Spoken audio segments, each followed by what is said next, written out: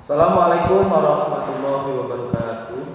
Alhamdulillah, pada pertemuan yang ketiga ini kita dapat bertemu kembali secara virtual dalam materi letak dan luas Indonesia bagian kedua.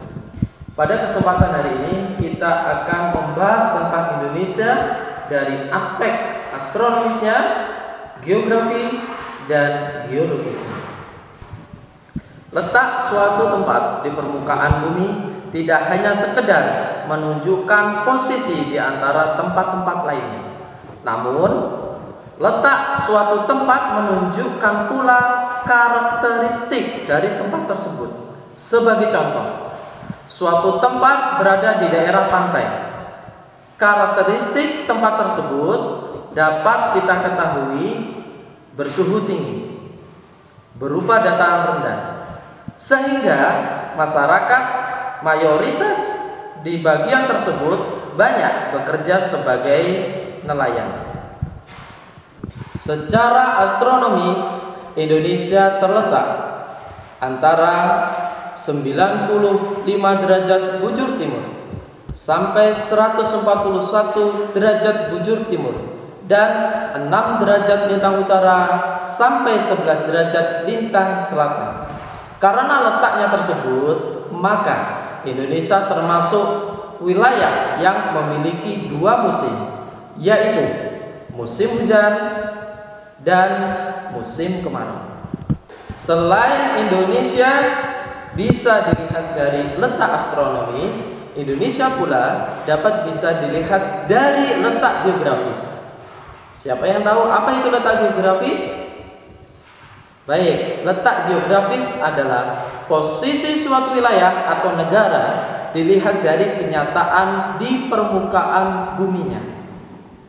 Jadi, secara geografi, Indonesia berada di antara dua benua, yaitu di benua Asia dan benua Australia.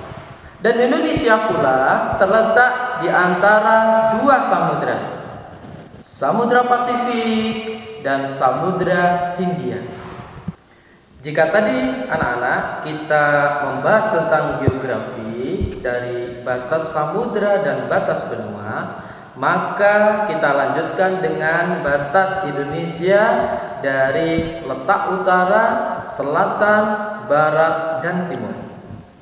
Sebelah utara, Indonesia berbatasan dengan Malaysia, Singapura, Filipina, dan Laut Cina Selatan. Kemudian sebelah selatan, Indonesia berbatasan dengan Timor Leste dan Australia dan Samudra Hindia. Sebelah barat, Indonesia berbatasan dengan Samudra Hindia. Dan sebelah timur, Indonesia berbatasan dengan Papua Nugini dan Samudra Pasifik. Itulah batas-batas dari negara kita. Ada hal yang menarik anak-anak sekalian. Setelah kita mengetahui letak geografi dari Indonesia, maka akan timbul pertanyaan. Apa keuntungan letak geografis bagi Indonesia? Ya, letak geografis Indonesia sangat strategis karena menjadi jalur lalu lintas perdagangan dunia antara negara-negara di Asia Timur dan negara-negara Eropa, Afrika, serta Timur Tengah. Kemudian, kapal-kapal dagang juga mengangkut berbagai komoditas dari Jepang, Cina, dan negara-negara lainnya. Selain itu, banyak negara-negara yang ingin melakukan perdagangan, baik dari Eropa maupun dari Asia, akan melewati Indonesia. Sebagai contoh, dari Asia ke arah Australia dan Selandia Baru, tentu akan melewati Indonesia terlebih dahulu. Itulah sisi keuntungan dari letak geografis bagi Indonesia. Selain Indonesia sebagai jalur perdagangan internasional, letak geografis Indonesia ternyata mampu memberikan pengaruh secara sosial, ekonomi, maupun budaya. Sebagai contoh, jalur perdagangan internasional mampu memberikan sebagai jalan masuk dari berbagai agama ke Indonesia. Ada agama Islam, Hindu, Buddha, Kristen, dan lain-lain akan masuk dan berpengaruh terhadap masyarakat Indonesia. Selain letak geografi menawarkan keuntungan bagi Indonesia, namun ternyata letak geografi Indonesia menawarkan pula dampak yang sangat merugikan dan cukup menyedihkan. Apa itu? Sebagai contoh, budaya dari negara lain yang tidak selalu sesuai dengan budaya Indonesia kemudian masuk dan mempengaruhi kehidupan budaya Indonesia. Misalnya, pergaulan bebas. Selain itu, Indonesia juga rentan terhadap masuknya barang-barang yang terlarang yang diselundupkan ke Indonesia, seperti senjata api dan narkoba. Nah, itu adalah sebagian kecil dari dampak yang sangat merugikan bagi masyarakat Indonesia. Yang terakhir adalah letak Indonesia secara geologi. Apa itu letak geologis? Geologis adalah letak suatu negara dilihat dari keadaan bebatuannya yang terdapat dalam tubuh bumi.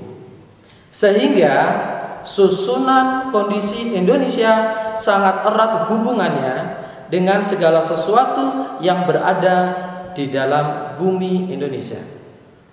Indonesia terletak di antara pegunungan Sirkum Mediterania atau Sirkum Tengah dan pegunungan Sirkum Pasifik.